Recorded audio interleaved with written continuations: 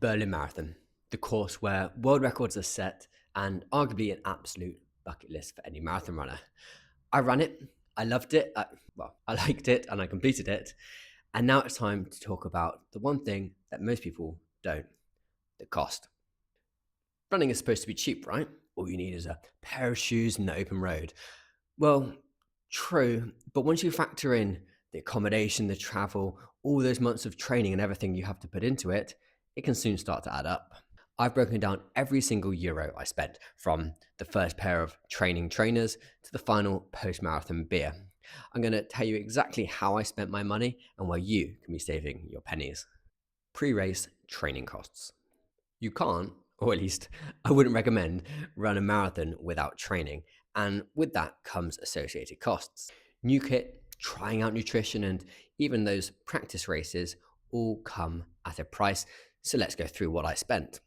You may not be surprised to hear that I've been a runner for a few years now, so I already had most of the kit I needed already. This meant I had very little costs here. I already had 2 pairs of road shoes and a pair of trail shoes, and this pair have over 1,500 kilometers in them, and whilst they might not look pretty, they're still going strong. They're not causing me injuries, and they're still very comfortable. I had almost enough kit to get me through the rest of my training, except I was running a little bit low on socks, so I bought 6 pairs of Lululemon Power Stride.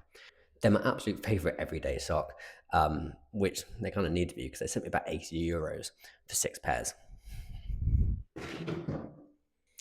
Probably should have spent an extra 5 euros on a bottle of WD-40. For previous marathons, I used this small backpack with a water bladder in it for my long runs, but for this training block, I was finding that at pace it was just moving around a little bit too much to be comfortable. Therefore, I bit the bullet and bought a hydration vest. I've always been one to shy away from what I see as overhyped fads, which is why I think I shied away from buying one for so long. But honestly, it functions so much better for what I need it to. Even down to the fact that the gels can sit in pockets at the front, so I don't need to stop to get those out, allow my heart rate to calm down, which, as those of you who have seen the previous videos know, that was one of what I think was a big issue in one of my first training blocks. Also, this backpack only cost 30 euros from Decathlon, so it really didn't break the bank. Although if I keep saying everything doesn't break the bank, marginal gains and all that, I'll have spent $1,000 on stuff which didn't break the bank. The final cost of training was the gels. I of course wanted to train with the gels I would use on the day, so I bought 3 packs of endurance gels. 48 gels sent me back 60 euros and was enough to see me through the whole 6-month training block and the race day itself. This brings the pre-race training cost to 180 euros. We haven't even got to the start line yet. Race entry and optional costs. There's no beating around the bush. The world marathon majors are expensive, and Berlin is no exception. Unfortunately for me, there's no discount for being either a Berlin resident or a German citizen, so I had to cough up 200 euros for my ballot entry. And unlike some and arguably most other races I've entered, you have to pay extra if you want to have bag drop, 5 euros. I didn't opt for it in 2021 when I last did the Berlin Marathon, and honestly, I kind of regretted it, not having that change of clothes to immediately get into, and not having an extra layer you can also take down to wear until the last minute. So I decided to go for it this time round. I didn't opt in for the medal engraving, nor the souvenir t-shirt, which, again, a lot of races do provide as part of the entry fee. Some people might argue and do some interesting maths and say, I saved money there, maybe I can subtract it from my total, but that's a slippery slope if I start subtracting costs I didn't spend. I also didn't get a limousine down to the race, so I can't take that off. So a grand total of 205 euros for the race entry and associated costs, bringing the running total to 385. Travel and accommodation. This is why I say I can't start subtracting money I didn't spend. I live literally a couple of kilometers away from the start line of the Berlin Marathon, so I made the unsurprising and sensible decision to stay in my own flat, in my own bed, the week of the marathon. Several hundred euros saved there for anyone who was traveling to the city and had to find a hotel. The same goes for travel. No flights, no buses, no trains. In fact, my travel to and from the expo and the 4 days leading up to the marathon and race day itself were all included with your bib. Not sure that quite justifies the €200 expense that you have to pay for your entry, but it's something. No cost for travel and accommodation. The total stays at $385. Race weekends and expenses. Similar to my training kit, I owned some of my racing kit, including my racing vest and my sunglasses. But I did buy new shoes, new socks, and new shorts. Check out my race recap to understand why my racing shoes look like they do, but they set me back €250. The socks were €18 and the shorts were 72. Did I need new socks considering I bought 6 for training? Arguably no, but for €18 and the benefit of being lightweight and comfortable, I thought it was worth it. The shoes are probably more contentious.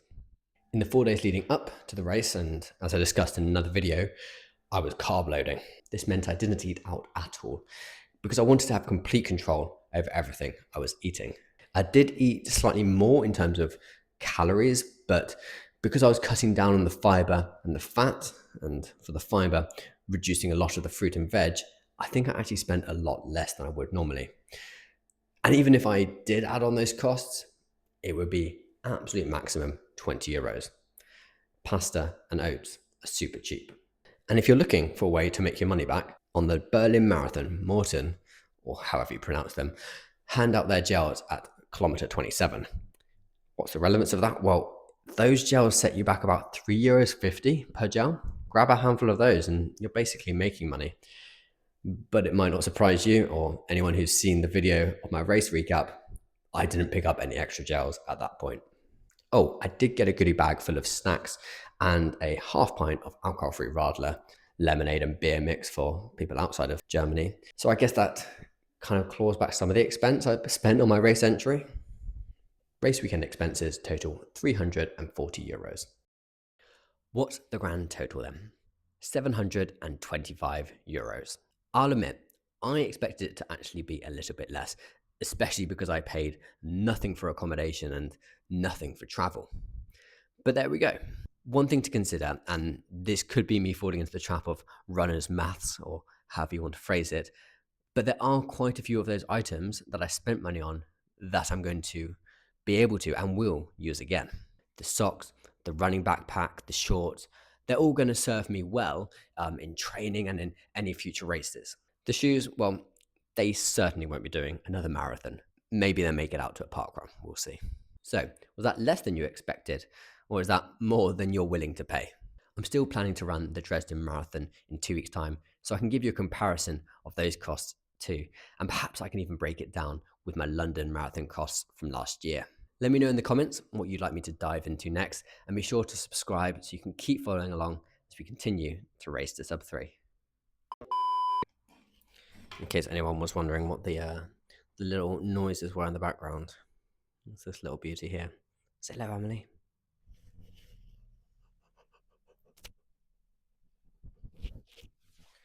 I'm worried she's gonna eat it.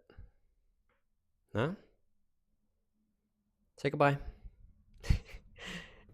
Good girl.